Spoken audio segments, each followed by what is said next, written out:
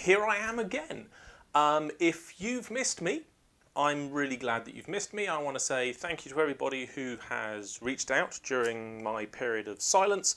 But as people are going to be dipping in and out of this podcast, I'm not going to spend a long time making apologies or issuing appreciation.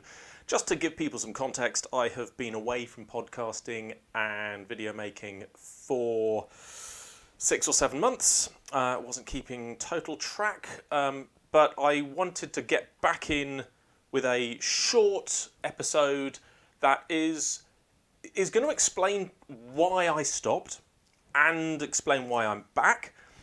And this isn't an apology episode, although I am sorry to have left you hanging.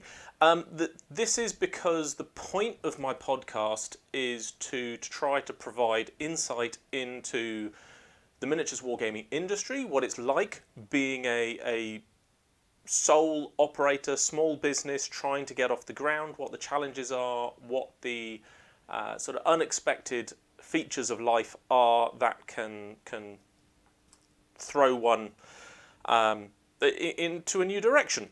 And so I just wanted to sort of talk through that with you guys, tell you a little bit about what my experience was, and hopefully get us back on track. Like I say, this is going to be a short episode.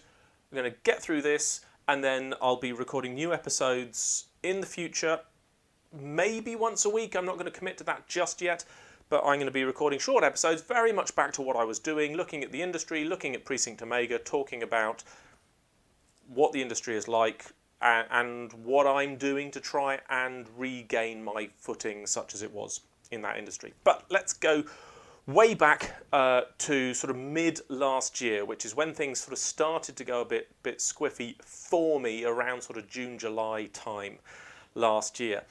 That was 2021. Obviously, we were all sort of coming out in the UK. We were coming out of lockdown at that point, and things were starting to sort of pick up socially. Whether that had an impact on me, I'm not sure, but the fundamental issue came down to this, and it is cash flow. I have talked before about how I'm not a serial entrepreneur. I have not done this before. I have got a fair amount of experience in business leadership, but not in the minutiae of running a small business. And there are definitely areas where I simply lacked expertise and understanding, and one of those was cash flow. Now, I wasn't unaware that I didn't really understand cash flow, but I was working on the basis that if I work hard enough and throw enough content out there and raise enough income, if my income is high enough, I don't need to worry too much about cash flow. As long as I can pay my bills, I'll be fine. Which, in principle, is true. But the fact is that a miniatures wargaming business like mine, a small business, independent content, trying to chart its own course that isn't reliant upon content being generated by other companies, it is a swings and roundabouts kind of environment. Sometimes you sell strong, sometimes you sell weak, sometimes you put a lot of money and time and effort into doing something new and it does not pay back. And that in itself is highly impactful on one's cash flow. If you, like me, are ignorant in this field, I'm going to do my best to explain my understanding of the difference between cash flow and profit and loss. So profit and loss is really straightforward. It is, are you making more money in any financial year than you are spending? Okay, that's straightforward. Cash flow is more precise. Cash flow is looking week to week, month to month. Is there enough money coming in to sustain the business from A to B? It's all very well thinking that by the end of the financial year you're going to have enough profit to cover your costs, but if in that interim you literally cannot pay bills because there isn't enough money in your bank account right now, it doesn't help. You won't make it to the end of the financial year. And that, I think, is the point that I really failed to understand. Now, if you're watching or listening to this and you are yourself an accountant or a management accountant or a financial specialist and you think I've got that wrong and I've misunderstood the difference between profit and loss and cash flow forecasting, please do say so. Let me know in the comments. I am keen to learn. But that's what I've basically taken away from my experience. This is the other lesson that I've taken away from my experience is always put money aside to pay your tax. That was basically what kicked me. That I started getting, basically I ran into the position of being a little bit burnt out and suffering a bit of writer's block in the sort of July, August time, which meant the products I was expecting to be releasing in October and December and February got pushed back and got pushed back and got pushed back. And so the cash I was expecting to come in did not come in. And then my tax bill came due and I did not have enough money in my business to pay the tax bill because I had forked it out on other things expecting income to arrive that then didn't because I was burnt out. And that, I suppose, so the first thing I learned was understanding cash flow forecasting and how important it is to small business survival. The second one is always put money aside to cover your tax bill. When you get money in, the first thing you need to do is put it aside to make sure you can pay your tax, not get excited and spend it on something else. Even if you think you've got more money coming in later, always put that money aside. 1, 2. Third thing is, small business like mine, it's just me, I am the only employee of Precinct Omega, and that is a single point of failure. And strategically, I definitely understood that from the outset. I understood the principle of a single point of failure in a business, and that I was it. I didn't expect to break the way that I broke. I thought I might be ill. I thought, that there might be other circumstances in life that caused me to be distracted away from the business, like family or friends, whatever. I didn't expect to burn out the way that I did. And that was definitely naivety on my part. When you are running a small business on your own, when you're trying to generate media content, when you're trying to write books, when you're trying to design miniatures, when you're trying to go to conventions and events, when you're trying to play test new games and maintain a community around your business, there are so many things pulling you in so many different directions that burnout is fundamentally inevitable. Even if you plan for it, even if you build in holiday time, rest time, break time, which I did, you will still burn out in one form or another. And I guess that's the third thing. And I don't know what one can really do to prevent that as a single person business. Accept that it's going to happen. Don't blame yourself. Don't beat yourself up over those occasions when it does happen. And if you can put money aside for a rainy day, then do. Now, the one thing I will give myself credit for is that I had a backup plan all along. From the moment I got into running this full time, I had a backup plan, and that is that I'm professionally qualified in another field where I have done consulting in the past. So my intent was that if I couldn't keep Precinct Omega going and it wasn't sustaining my income in a way that supported my family, was that I would simply stop running it and go back to my consulting job. And that's what I did. So, I kind of left YouTube slightly dramatically, and I apologise for that because I don't like drama. If you didn't see it, I did like a 30-second live video that consisted of me saying nothing but I can't do this anymore, which was not a cry for help. I apologise to those of you who reached out concerned for my well-being. It was that was a symptom of me burning out, not of me plunging into some kind of depressive episode. But I had my backup plan. I returned to my backup plan. In October, I went looking for a job. By the beginning of November, I had started a job. I did that job for 2 excellent months, and then I started another job at the beginning of January, and I am still currently in that job. Now, my current contract runs through to the end of June. They are very keen to keep me for a little bit longer, which is fine.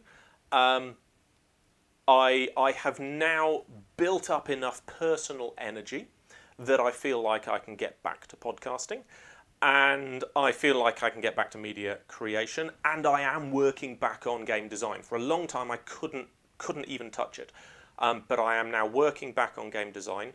I've also had to accept as a designer that I can't always deliver what I want to deliver, game design wise. And this is about being a creator and about being an innovator, not in the sense of, I mean, I like to think my games are innovative, but in the sense of creating new things, like an author or an artist or an actor. When you're creating new things, eventually you may find that the well runs dry, and you've got to look around to find the thing that actually fires you up.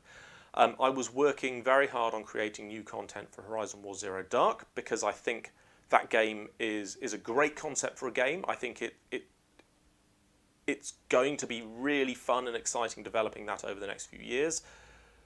But I put so much time into it that I was starting to very, very much fall out of love with Zero Dark.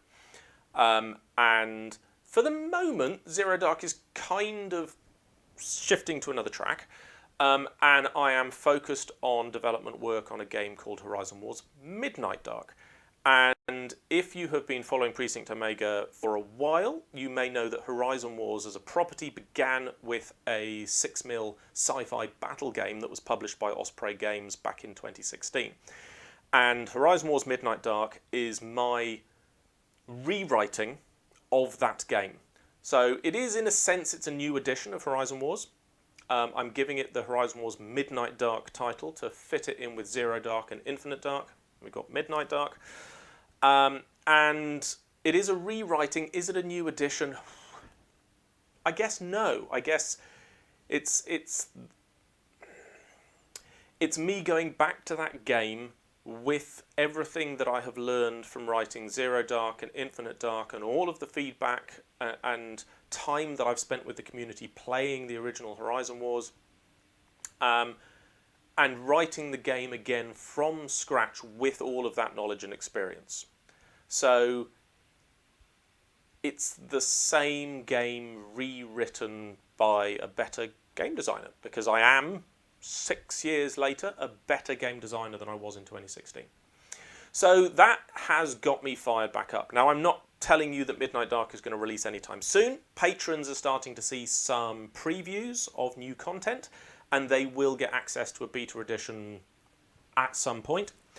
I'm not expecting to be publishing that in the next, certainly not in the next 6 months.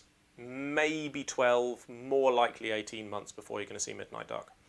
I'm hoping that working on that and another project are going to give me the boost that I need to get back to Zero Dark itself and produce the new content that I've got in draft for that, but it's just not there. You know, I've drafted it, but it's not on the money. It's not the game that I want. It's not the books that I want to be publishing. Not quite. So anyway, I'm still working on those, and we'll hopefully see that content over the next 12 months. But again, not committing myself to that. I've got my consulting work. I'm going to be taking August off to spend time with my family, to record podcasts, to do a lot of miniatures painting. My word, I have a lot of minis that need finishing, and to develop my games. I'm also learning some new skills, and we'll talk about that another time.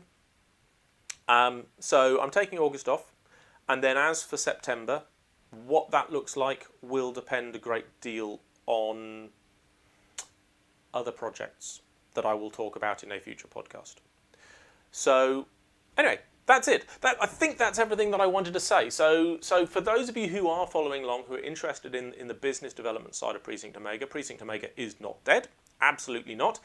I had to loan the business a fair amount of money to cover its tax bills, so the business did not go bankrupt. So that business now owes me back that money. It does not currently have that money, but it does have a plan to raise that money and pay me back the loan that I made to it. I am not destitute. My family is not homeless. We are fine. Thank you very much. But I did learn some important lessons. Number one, cash flow forecasts are important for a small business. Don't count on your profit and loss forecast being enough to see you through the year. Important. Number two, always put money aside to pay your tax bills. Always. And number three, understand that as a single person, small business, you are a single point of failure. And if you fail, the business fails. There's no way to avoid burnout running a business of this nature. If you don't want to burn out, don't run a small business. If you are running a small business and you don't want to burn out, you have to keep your focus very, very tight. And that itself can lead to burnout. So, it's going to happen. So that's it. That's what I took away from that experience. I'm back now and I'm recording new stuff. I'm going to aim for once a week. If not, we'll see if I can manage once a fortnight. It's really good to be back on. It's really good to feel like I'm creating content again. If you would like to help me keep going, do please consider supporting the Patreon campaign if you don't already, which you can find at patreon.com/Precinct Omega. Thank you very much for watching. I will speak to you again with a slightly longer episode very shortly. If you enjoyed this content, please consider supporting Precinct Omega via Patreon for behind-the-scenes, early access and exclusive extra videos and blogs, or help keep the show on the road and get great new games from Precinct Omega at Wargaming.